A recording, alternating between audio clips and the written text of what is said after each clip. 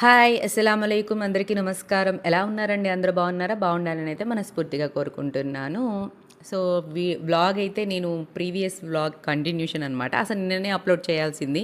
But Sunday గదండీ! Sunday అంటే పనులు ఎక్కువుంటాయన్నమాట. తక్కువేం ఉండవన్నమాట. ఇంకా అందులో ఆడపిల్లల తల్లులంటే అందరికీ తెలుసు.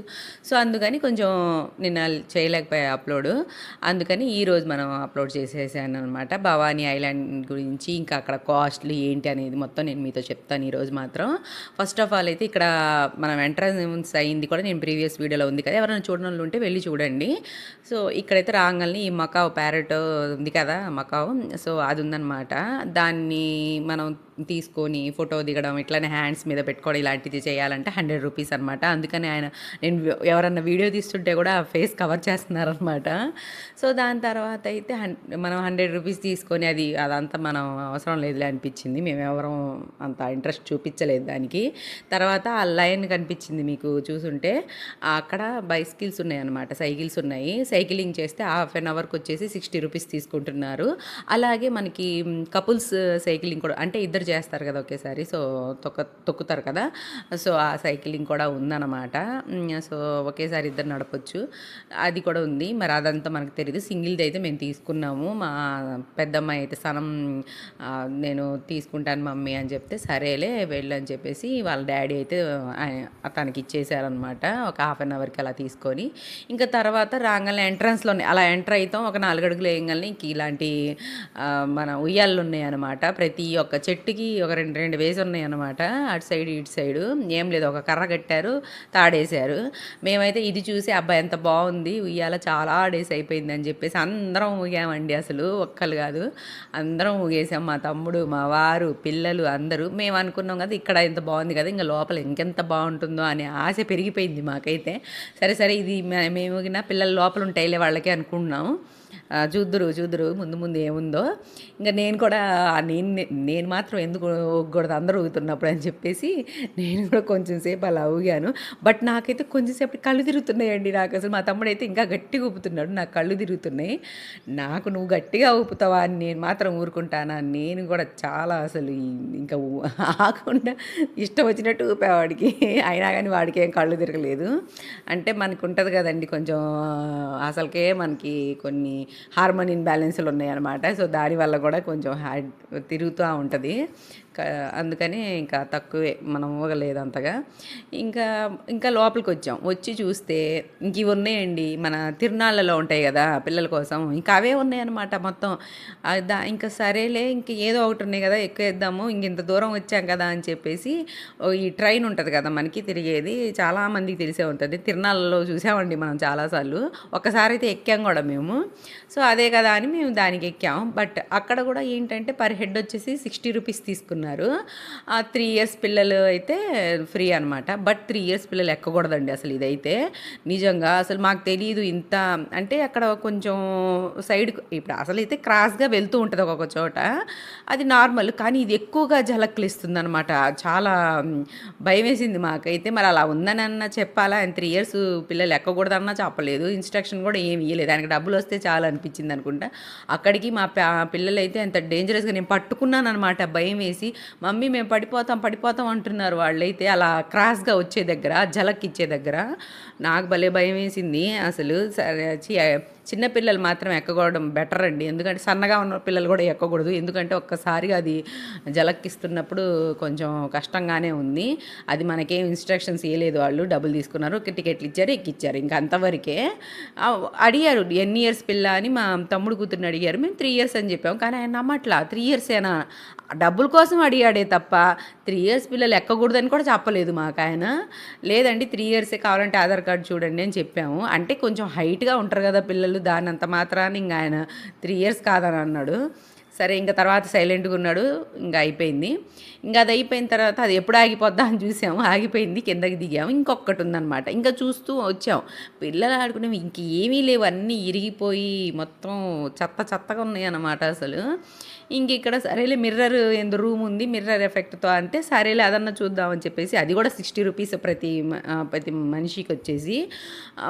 చిన్నపిల్లలకైతే ఇంకా లేదనమాట. అదే 3 ఇయర్స్ పిల్లలకి ఏముంటుంది, ఇంకా వాళ్ళకైతే ఏం లేదు. ఇంకా మేమందరం అయితే టికెట్స్ తీసుకొని ఇంకా వెళ్ళాము, ఎంత బాగుంటుందో అన్నట్టు. పర్లేదు, ఇంక అక్కడ నేను కొంచెం ఫన్ చేసింది మేమైతే. కొంచెం బాగుంది ఇదొక్కటే. అంటే మనం ఎప్పుడు చూడని కొంచెం కొత్తగా అనిపించింది. మిర్రర్స్ ఒక రూమ్‌లో ఇలా రెడీ చేశారనమాట. కానీ ఈజీగా తెలిసిందనమాట. మాకైతే అంత కన్‌ఫ్యూజన్‌గా ఏం అనిపించలేదు. పర్లేదు అర్థమైతుంది అనిపించింది. ఇదొక్కటే కొంచెం ఫన్‌గా అనిపించిందనమాట.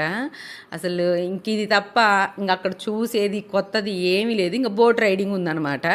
అది మాత్రం చాలా కొంచెం ర్యాష్‌గా ఉంది. పిల్లలైతే ఎక్కలేరనమాట. ఇంక పెద్దోళ్ళు ఎక్కవచ్చు కానీ ఇంకొంచెం భయం ఉన్నోళ్ళు మనలాంటోళ్ళైతే అది కూడా చేయలేరనమాట. సో అది అసలు నిజంగా చెత్తగా అనిపించింది. 120 రూపీస్ తీసుకొని 10 రూపీస్ అక్కడ ఎంట్రీ, అది మొత్తం వేస్ట్ అనిపించింది. ఇవి చూడ్డానికి ఇంత దూరం వచ్చింది అనిపించిందండి నాకైతే. భవానీ ఐలాండ్ అయితే అది డెవలప్ చేయాలి. ఒకప్పుడు ఉండేదండి, ఒక 5-6 ఇయర్స్ బ్యాక్ మేము వెళ్ళినప్పుడు మాత్రం అన్నీ ఉండేవి, కొంచెం మంచిగా ఉండేది.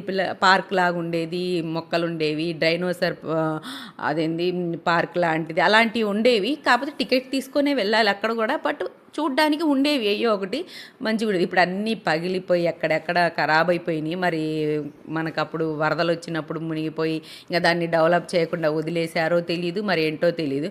మరి డెవలప్ చేయనప్పుడు సరిగ్గా లేనప్పుడు వాళ్ళు కూడా టికెట్స్ పెట్టి అంతంత ఎక్కువ కూడా టికెట్స్ ఇంతకుముందు అయితే 50-60 తీసుకునేవాళ్ళు. ఇప్పుడు 120 రూపీస్ తీసుకుంటున్నారు. And entry ticket 10 rupees per హెడ్కి ఇలా తీసుకొని చాలామంది డిసప్పాయింట్ అయ్యారండి జనాలు అయితే. అందరు చాలామంది కూడా వచ్చారు ఆ రోజైతే. అంటే అందరూ మనకి ఇప్పుడు మనలాగా ఏమున్నాయో అని చూడడానికి వచ్చిన వాళ్ళు చాలామంది ఉన్నారు అనుకుంటా అక్కడ. అందరు వస్తున్నారు, ఒక హాఫ్ అన్ అవర్లోనే తిరిగి వెళ్ళిపోతున్నారు అనమాట. ఇదండి బోట్ రైడింగ్ అక్కడ ఉందైతే. ఇది మనం ఎక్కలేదులేండి. రెండోసారి పోయినా కానీ మనం ఎక్కలే. పిల్లలు అందరు ఉన్నారు, ఇంకా వాళ్ళని వదిలేసి మనం చేయడం అది మనకి అంత ధైర్యం లేదు కదా. సో అది చాలా ర్యాష్గా చేస్తున్నారు అది కూడా. అంటే కొంచెం అడ్వెంచరస్గా ఉంది అది. ఇది ఒక్కటను అద్దాలది అంతే తప్ప ఇంకేమీ లేదండి అసలు అక్కడ. నిజంగా మొత్తం పడిపోయి చెత్త, అసలు గార్డెన్స్ అనేవే లేవన్నమాట.